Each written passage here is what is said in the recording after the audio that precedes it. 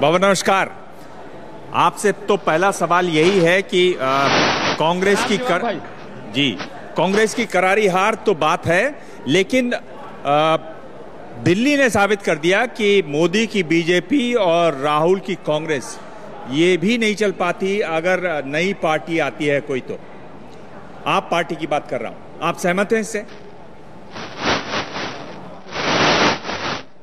देखिए दिवांग भाई, आपने जो बात कही है वो आंशिक रूप से सत्य है।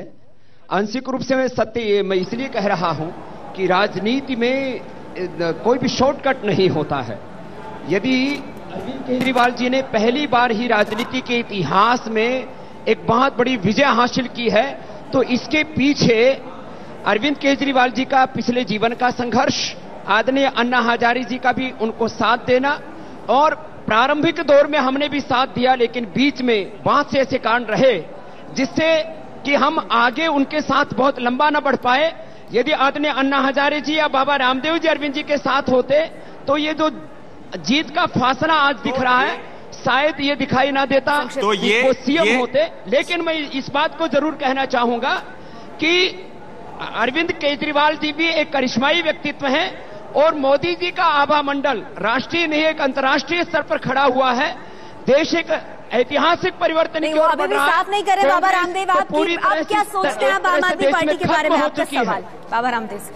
आप आम आदमी पार्टी के परफॉर्मेंस से आप कोई राजनीति में बदलाव देख रहे हैं? एक बार आपने भी कोशिश की थी या बातचीत की थी कि एक ऐसी पार्टी की जरूरत है जो कि राजनीति का रुख पलटे, वो तो बात कहीं पहुंच नहीं पाई। लेकिन आम आदमी की पार्टी की सफलता में आप क्या देखते हैं? आम आदमी को जो जड़ समर्थन मिला है वो राजनीति की दिशा में एक शुभ संकेत है, और मुझे तो ऐसा लगता है कि शायद अब पहले तो सत्ता पक्ष से कांग्रेस का सफाया हुआ, शायद विपक्ष से भी कांग्रेस का सफाया हो जाए और महात्मा गांधी जी का सपना था वो पूरा हो जाए।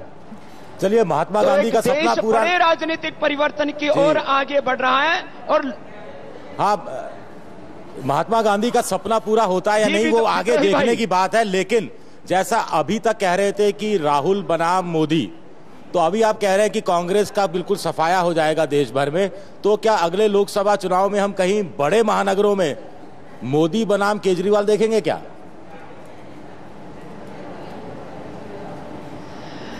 देखिए, इस विषय में अभी बहुत कुछ कहना जल्दबाजी होगी, इसलिए थोड़ा सा इंतजार हमको करना चाहिए।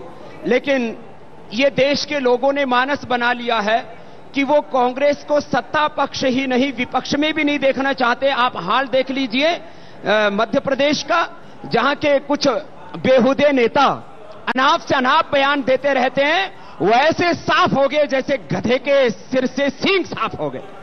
अच्छा, कांग्रेस पार्टी के लिए आप कह रहे हैं ऐसा कचरा उठाओ देश के लिए खतरा बन चुका था। अरे बाबा, आप इतना गुस्सा क्यों होते हैं? ये आपको सूट नहीं करता गुस्सा। आप दुनिया भर को कपाल भारती करवाते हैं और इससे इस तरह से गुस्से से बोलते हैं आप तो ये गधे वधे बोलते हैं, पर लगता है कि आप और भी बहुत कुछ बोलना चाहते हैं। ऐसा क्यों करते हैं आप? आपको सूट नहीं कर रहा है ये गुस्सा?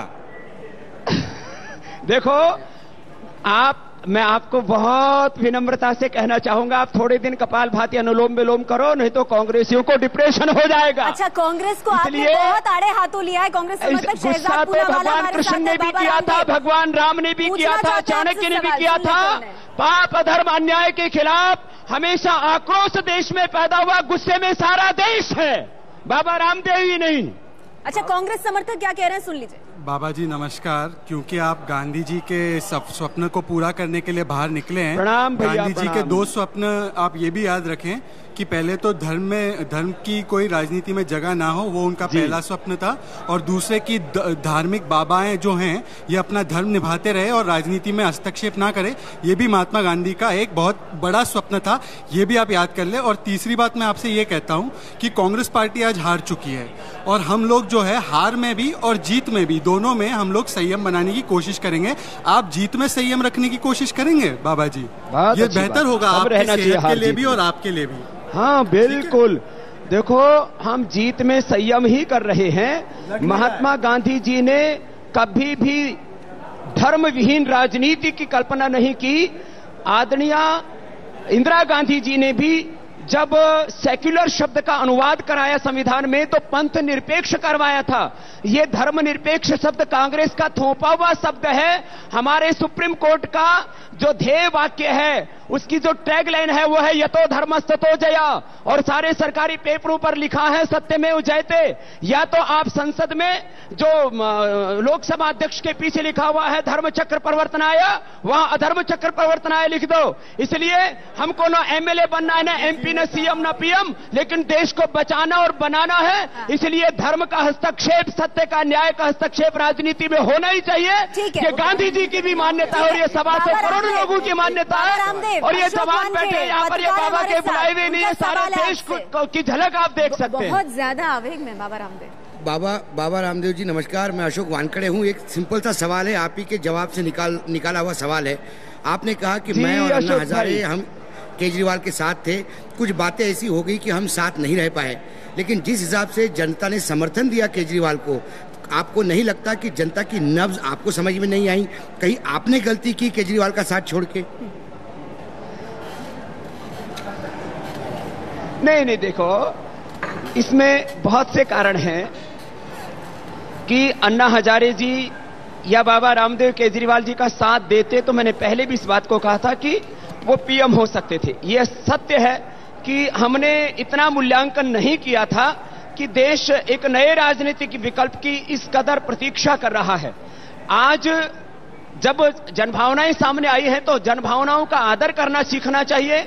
हमको भी आदर करना चाहिए जनभावनाओं को, और कांग्रेस ने जनभावनाओं का आदर नहीं किया। आदरणीय अन्ना हजारे हो या बाबा रामदेव हो, सबको एक तरफा नकार दिया था।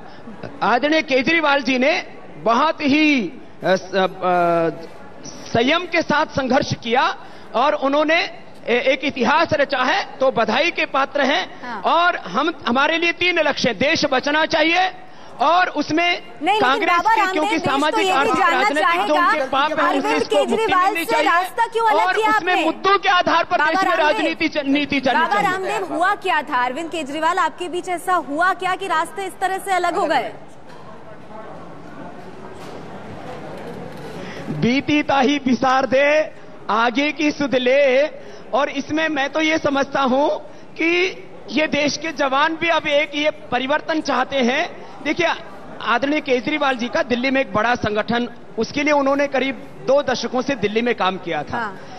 आज राजनीतिक पार्टियों का वजूद हम देखते हैं, प्रादेशिक स्तर पर सपा हो, बसपा हो, हाँ। हमारे चाहे वो चंद्रबाबू नायडू जी हो या बादल साहब हो या उधर शिवसेना हो, एक राजनीतिक पार्टी का एक प्रदेश में जीतना अलग बात है, पूरे देश में जीतना एक अलग बात है। तो प्रदेश में निश्चित रूप से केजरीवाल जी ने इतिहास बनाया है, लेकिन देश में मोदी जी इतिहास बनाएंगे, ये जन जन की देश में पुकार है। यहाँ पर भी आप देख सकते हैं केजरीवाल प्रदेश में इतिहास बनाएंगे। आप करेंगे, प्रचार करेंगे आम आदमी पार्टी के लिए?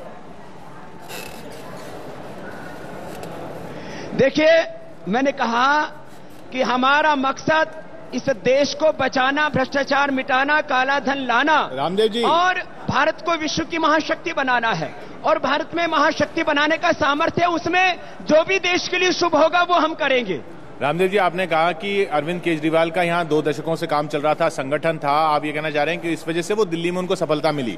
आप इतने समय से उत्तराखंड में काम कर रहे हैं, आपने इतना परचम लहराया कांग्रेस के खिलाफ, उत्तराखंड में कांग्रेस की सरकार आ गई, अरविंद केजरीवाल ने दिल्ली में काम किया, उन्होंने कांग्रेस की सरकार उखाड़ फेंकी। आपने अरविंद केजरीवाल को कम करके आंका या नहीं आंका? देखो, जहां तक उत्तराखंड में या उनकी पहले जो सरकारों में पराजय का प्रश्न है, उसके लिए बीजेपी का आंतरिक जो उनकी कार्य प्रणाली है, मैं उसके ऊपर जाता ही नहीं। मैं बीजेपी का कोई प्रशासक नहीं हूं, बीजेपी का कोई प्रवक्ता नहीं हूं। और हमने कोई आपने अरविंद केजरीवाल को कम करके आंका था, इसलिए आप अलग हुए थे ना? सीटों में मैं 125 सीटों पर गया और उसमें 95 है जी।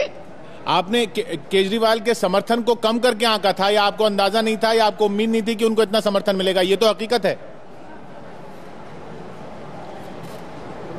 देखिए, हमने जो रणनीति बनाई है राष्ट्रीय स्तर पर बनाई है, इससे पहले मैंने करीब 12 करोड़ लोगों की सभाएं की हैं, 12 लाख किलोमीटर की यात्रा की। इस बार में भी 125 सीटों पर मैंने सभाएं की और उसमें 95% सीटों पर कांग्रेस हारी है। हमारा 600 जिलों में 5000 से ज्यादा तहसीलों में लाखों गांवों में संगठन है और संगठन की बहुत बड़ी भूमिका होती है। देखिए, एक बड़ी बात इस दिल्ली के चुनाव के संदर्भ में कहूंगा, केजरीवाल जी ने कोई बड़ी रैली नहीं की। जो लोग ये सोचते हैं कि केवल बड़ी रैलियां जो है चुनाव में जीत का कारण होती हैं, देखिए मेन ताकत होती है एक तो जनभावनाएं, दूसरा आपके बूथ लेवल पर कितने कार्यकर्ता है। बाबा रामदेव, तो बूथ लेवल पर कार्यकर्ता हमारे पास कम है, एक छोटा सा सवाल हमने 10-10, 20-20 यूथ तैयार है। रामदेव जी आप ये कह रहे हैं कि आपने कांग्रेस को जहां जहां यात्रा की हराया, लेकिन दिल्ली में आपने प्रेस कॉन्फ्रेंस करके बाकी भी कई तरीकों से बीजेपी के लिए, मोदी के लिए वोट मांगा, तो यानी लोगों ने दिल्ली में आपकी नहीं सुनी। कांग्रेस के हार का आप क्रेडिट मत लीजिए, बीजेपी जो नहीं जीती है उसके बारे में बताइए ना, आपने तो वोट मांगा था। देखिए, अभी भी 3 स्टेट में बीजेपी जीत चुकी है, कांग्रेस का सुपड़ा साफ हो चुका है, कांग्रेस की महापराजय हो चुकी है और दिल्ली में भी वो विजय की तरफ है।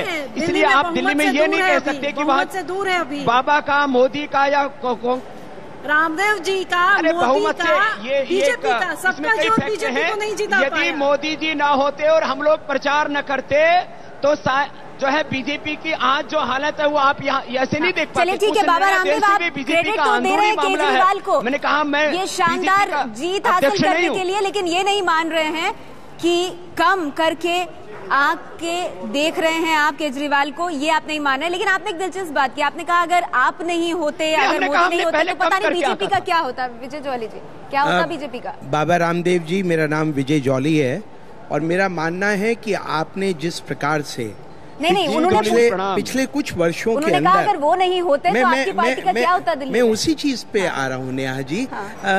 आपने जिस प्रकार से पूरा देशव्यापी भ्रष्टाचार के खिलाफ और कांग्रेस का जो धन स्विस बैंकों में जमा है उसके खिलाफ आपने जिस प्रकार का प्रचार किया, मुझे लगता है उसका परोक्ष और अपरोक्ष रूप से भारतीय जनता पार्टी और सभी राष्ट्रवादी पार्टियों को जो सुशासन में विश्वास रखती हैं उनको मिला है। आपका इसके ऊपर क्या कहना है?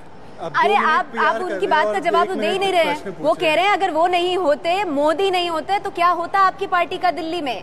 कुछ नहीं रहता। देखिए, जिस प्रकार से बाबा रामदेव जी ने जन प्रचार किया और जिस प्रकार से मोदी जी का सुशासन का डंका पूरे देश में बजा, मुझे लगता है कि जो बाबा रामदेव जी कह रहे हैं उससे हमें सशक्तता मिली है और भारतीय जनता पार्टी दिल्ली में और मजबूती लेकर कांग्रेस को पछाड़ पाने में सक्षम साबित। तो आप मान रहे हैं दिल्ली में बीजेपी का मिसमैनेजमेंट था, वो मोदी आ गए कि स्थिति संभल गई और बाबा रामदेव को भी आपने क्रेडिट दे दिया। लेकिन बाबा रामदेव, शुक्रिया आपका हमसे बात करने के लिए। आपने केजरीवाल को बधाई तो दी, लेकिन कम करके उनको आका नहीं आका, इस बारे में अभी तक आपने स्थिति साफ नहीं किया। हम एक छोटे से ब्रेक के लिए रुक रहे हैं, लेकिन विधानसभा की कवरेज लगातार एबीपी न्यूज पर जारी है।